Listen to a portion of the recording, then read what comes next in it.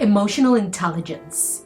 It's the capacity to be aware of, control, and express one's emotions, as well as the ability to handle interpersonal skills and relationships in a way that it is judicious and empathetic. Hi, I'm Mercy Noah and welcome to Coach Me On. Today we will focus on one of my favorite topics, emotional intelligence. What does this mean and where am I with mine?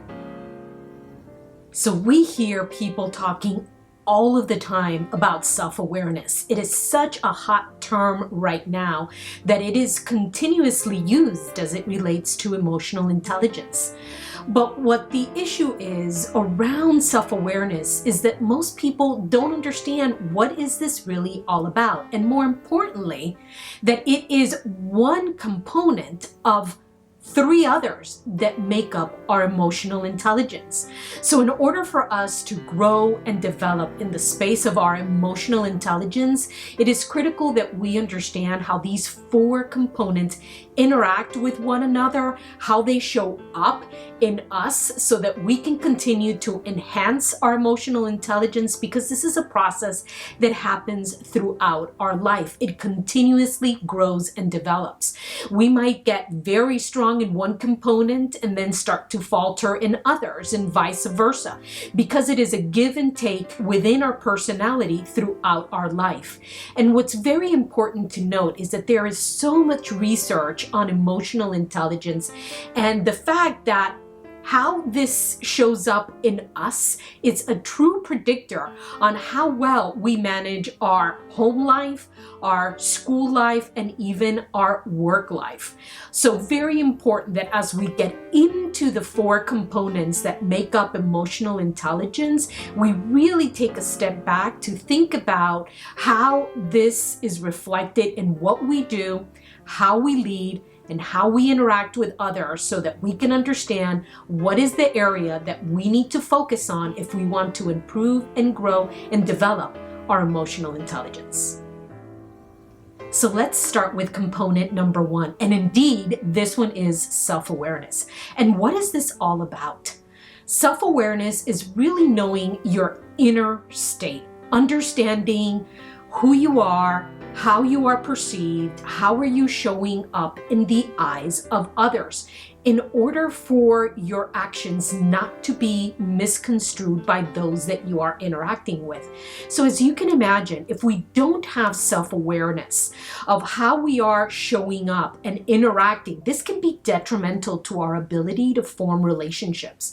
So if you think of my previous video, which was all about forming professional relationships, very difficult to do if I have no self-awareness of how I'm interacting with people, what I am doing, what are they interpreting, how am I coming across.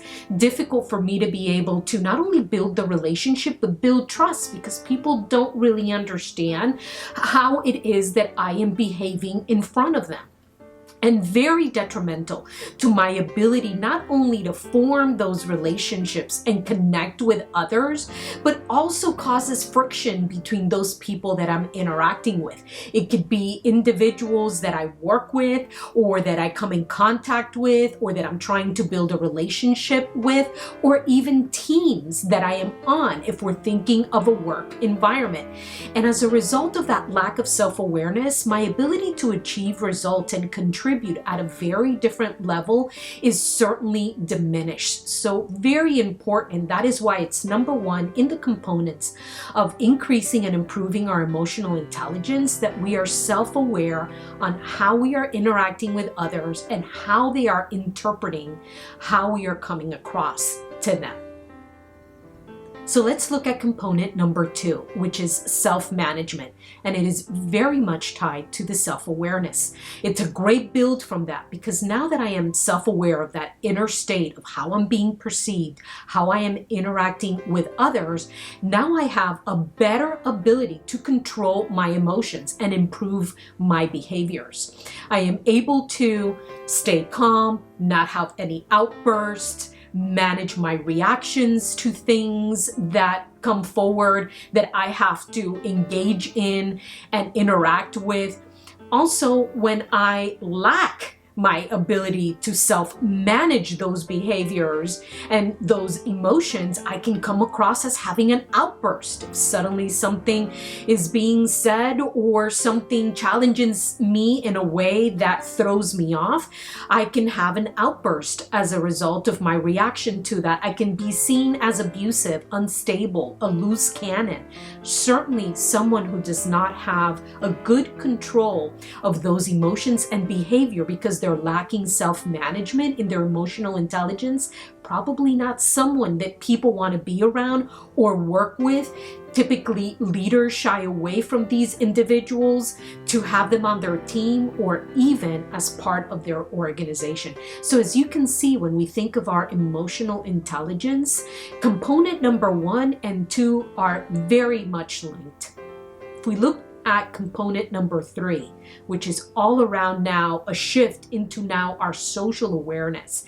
And that is our ability to be tuned into other people and be empathetic around them, concerned for them, making sure that we are thinking beyond just us and really connecting with those around us. It's very, very much tied to that definition of emotional intelligence. Let's go back to it. Forming those interpersonal relationships that are judicious and empathetic, very, very important. You are then someone who is in service of others, someone whom people want to be around, because you are thinking again beyond just yourself. So finally, let's look at the last component, which makes up emotional intelligence, and that is relationship management. And this is when you are very focused and you give of your time and energy to building relationships with other individuals. As you can see, based on what you just heard regarding our social awareness component of emotional intelligence, they are very, very much tied. When we excel in this and when we do this right, we're able to develop others, inspire people. We are absolutely able to deal with conflict, which is such a hot topic because as humans we hate conflict. So this is one of those areas that we are always struggling with, but when we have a command and strong emotional intelligence around our relationship management, we don't shy away from conflict. We actually approach it and want to engage with it because we are very interested in others. We are empathetic. We are in the service of others. So that's why you see how clearly when we are building our emotional intelligence, that social awareness component and relationship management component goes so hand in hand. We want to make sure that if we see a gap in any of these areas, that we are honing in to what is triggering it and what is causing us to shy away from having emotional intelligence and strength in our ability to interact with others. So as you see these 4 components, it's not just self-awareness. These 4 components help us build and strengthen our emotional intelligence. And what I would ask you to do as you think about these components and these learnings, take a step back, reflect. What am I doing? Again, what triggers me to move away from any one of these components, to have an outburst, to overreact, to shy away from people, to not want to build a relationship, to not want to speak or connect with someone? There is something there that is causing you to look away from it and have a reaction. What is it? Reflect. Think about these 4 components and how they show up in you. What do you hear people saying about you, your style, your leadership, your interactions? Again, this is not just only work related that can help you in the workplace, but can help you in the relationships that you have in general in your life and even in your family with those individuals that you love. There is something there that you are hearing from people, that people are sharing, that can give you great insight to what area of these 4 components you want to continue to develop and grow and work on. If you also think about the previous video around building those professional relationships, we talked about mentors and how wonderful being able to identify within your professional network someone or others. It could be more than one that could be a great mentor to you. What a great way to leverage your mentor as you're working on your emotional intelligence. What is that area that you want them to be pushing you in, that you want them to be observing, that you want them to be giving you that objective feedback on what they're seeing and what they themselves are experiencing in their interaction with you? So go back to that video and listen and think about the mentor relationship, the role that they play, and how they can help you as you look to build and grow and develop within yourself your emotional intelligence. One recommendation that I would leave with you, which I have built into my routine, and I share it with so many folks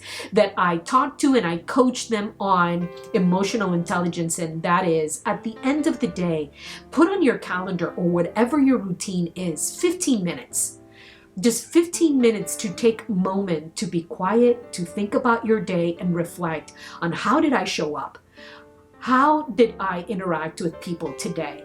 Did I show up as my best self? When I think of the 4 components of my emotional intelligence, did they really come across as strong, or did I falter or shy away from any one of them that I need to continue to focus on and continue to work on? This really allows you to have that great self-awareness of your inner state, of that inner self, on what are people seeing and what are they reacting to. So thank you so much for joining me for this topic, which, like I said, is one of my favorites. And I hope that it added value to you as you continue to think about your growth and your development. Please remember to ask questions, leave comments, suggestions, like, subscribe, and hit that bell icon so you get notifications of that next video when it is released. And thank you for letting me today coach you on Coach Me On. Hope to see you soon.